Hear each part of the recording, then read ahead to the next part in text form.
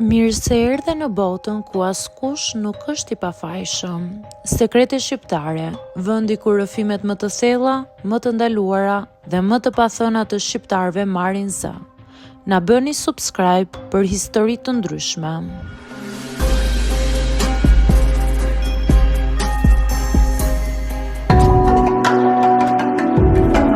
Nusja do marrëdhënie çdo natë, por unë nuk ja kam gen. Rrëfimi i fundit që kam bëritur në redaksin ton.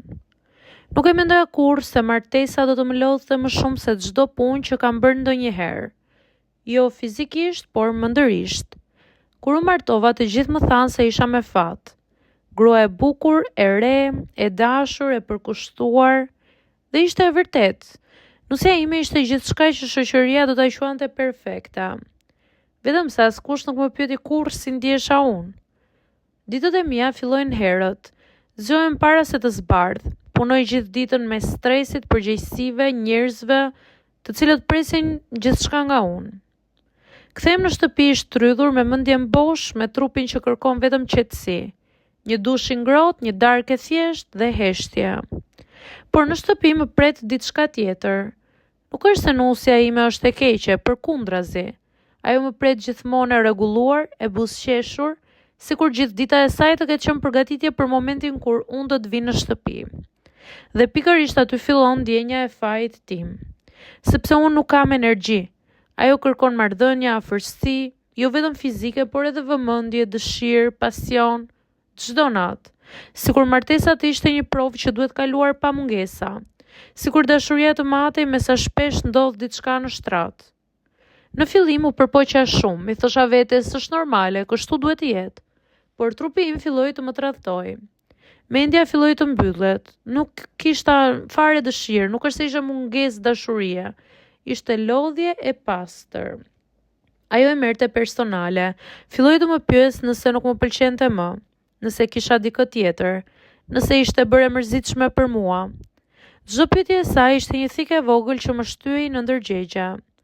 Mundohem t'i shpjegoj, por si t'i shpjegosh dikujt që nuk ke më fuqi, pa e bërë të ndihet i padëshiruar?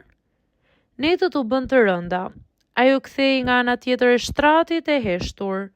Unë qëndroja zgjuar, duke parë tavanin, duke menduar nëse isha burr i keq apo thjesht një njeri i lodhur.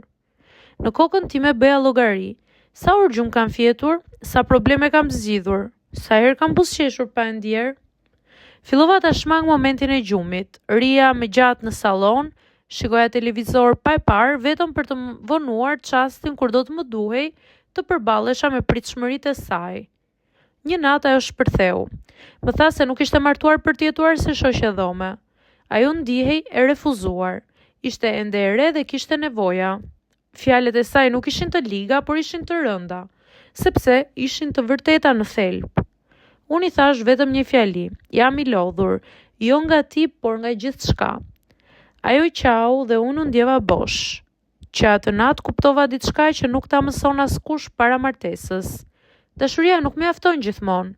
Nëse dy njerëz nuk janë në të njëjtin ritëm, nëse njëri kërkon çdo natë dëshmi dhe tjetri kërkon pushim.